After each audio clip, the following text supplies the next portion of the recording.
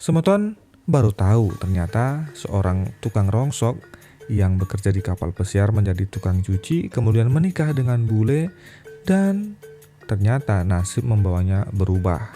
Dia menjadi supir di Kanada. Tapi Semeton tahukah Anda bahwa gaji yang didapatkan dari sopir truk ini ternyata mencapai 1 miliar lebih. Seperti apa kisahnya? Inilah informasi selengkapnya untuk Anda. Selamat menyaksikan.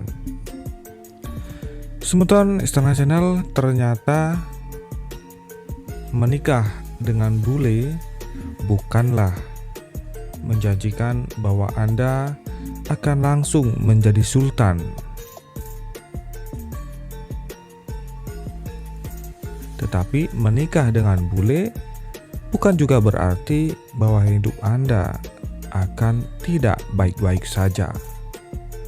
Baru tahu kalau ternyata menikah dengan bule, ternyata juga kita harus berjuang di sana.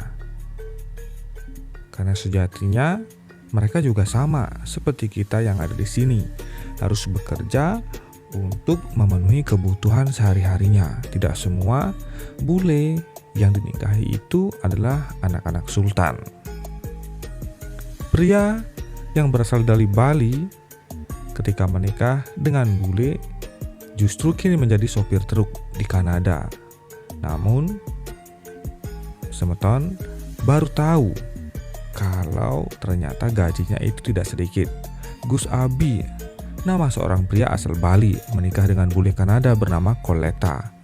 Ia lalu ikut bersama sang istri untuk menetap di luar negeri. Selama merantau, ternyata ia harus bekerja sebagai sopir truk di Kanada. Gus dan sang istri konon bertemu pertama kali di sebuah kapal pesiar Bali. Kala itu ia bekerja sebagai petugas kebersihan, sementara Colette merupakan seorang staf human resources. Terlepas dari perbedaan status mereka, keduanya saling jatuh cinta dan memutuskan untuk menikah. Setelah itu Gus mengikuti sang istri kembali ke Kanada untuk menetap di sana. Menariknya, untuk memenuhi kebutuhan sehari-hari ternyata ia harus bekerja sebagai sopir truk di Kanada. Ketika pindah ke Kanada, istrinya menjadi sponsor utama kebutuhan sehari-hari mereka. Gus sendiri belum menghasilkan uang karena ia hanya memiliki pengalaman sebagai petugas kebersihan serta tukang rongsok. Dia yang membawa saya ke sini ke Kanada. 2009 saya mulai tinggal di sini, kata Gus Adi dalam channel YouTube Sopir Truk Kanada. Ia lalu bekerja di restoran cepat saji dan sempat berganti-ganti pekerjaan sebelum menjadi sopir truk. Pekerjaan utama saya dulu di McDonald.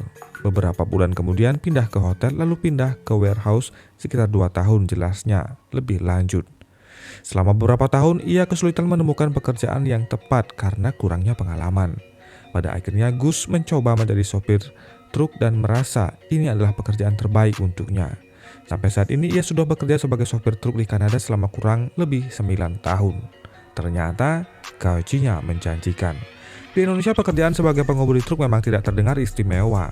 Namun jangan salah, pekerjaan ini ternyata cukup menjanjikan di Kanada. Bahkan kamu bisa mendapat hingga ratusan juta per tahun dari pekerjaan ini selama konsisten.